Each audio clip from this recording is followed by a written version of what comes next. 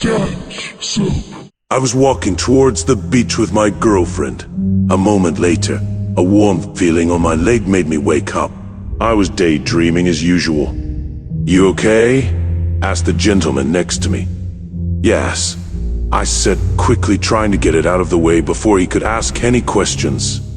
"Thank you," I replied while looking down and praying that no one noticed what just happened. My eyes had been open, but they weren't really seeing anything for a few seconds until I snapped back into reality. I was sitting in a courtroom, and it looked like an old-school courtroom from the movies. There were 2 tables, both about 8 feet long by 4 wide.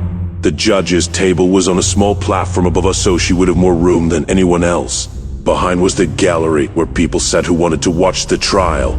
The jury box seemed pretty standard. There were 12 chairs inside. At the very top right-hand corner was mine. The judge blabbed on about something. "Yes, ma'am," replied the attorney. She then continued speaking. "So do you swear under penalty of perjury that this is true?" She nodded her head yes. Her voice went low and soft. "Okay, please read your statement aloud." I was distracted again, looking around the courtroom once again. My mind tried to remember why we were here.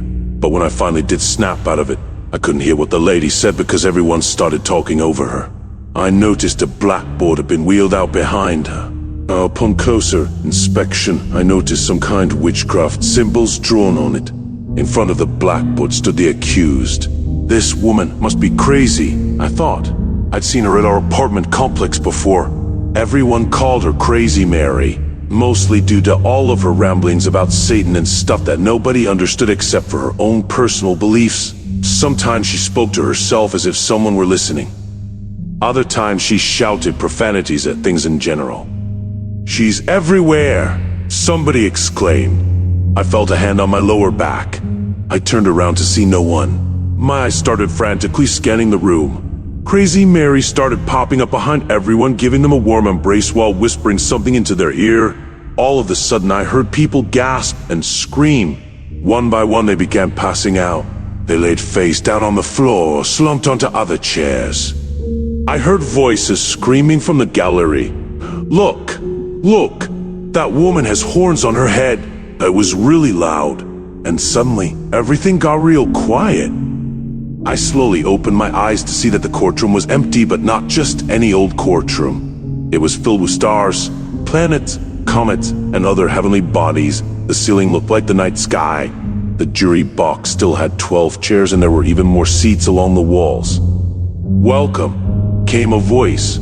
I saw a figure appear out of nowhere, it seemed, wearing an expensive-looking suit. His hair was slicked back and he wore sunglasses.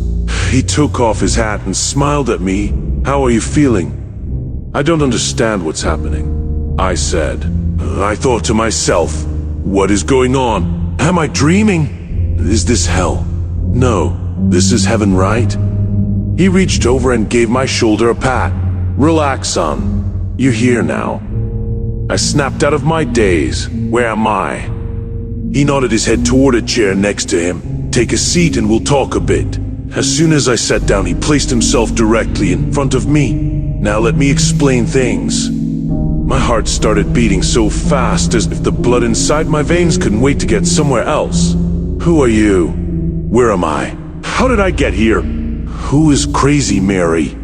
Why do all of these people keep passing out?" My mind was swirling at high speeds. My breathing became shallow and rapid. I felt sweat running all over my body. The man held up both hands in order to stop me from speaking any further before taking his glasses off and putting them into his jacket pocket. "It seems like you're having quite a time. Who are you? Where is this place?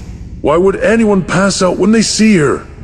I heard a loud explosion, followed by 2 more, then 3 more, then 4 more. Oh God! She blew herself up! Another woman screamed. "Look! It looks like she killed everybody." And with that, I noticed that everyone was gone. The stranger smiled. "Don't worry, it was just a bomb." I was stunned. "Do you know what just happened?" he asked. He stared at me for some reason. There were no words exchanged between us, but somehow I knew he wanted to tell me something important. What is this place? What is happening to me? I demanded, but the only response came after another series of explosions erupted outside. This time there weren't as many. Son, if you'll just take your time and relax for a few minutes, then everything will be much easier.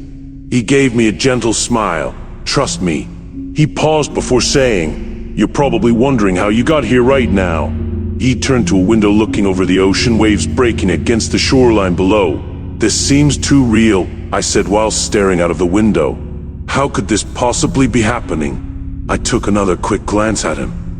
He nodded his head while continuing to gaze out of the window. "That's quite an interesting question," he replied while rubbing his chin as if trying to think up an answer, and one that many people ask themselves every day, but they never find any true satisfaction. Most assume that life is just something that happens and that there is nothing more to it than that. He stared at me and continued speaking. "But there is so much more behind our world." He paused and smiled. "And no matter how hard we try, we can't ever understand all of it.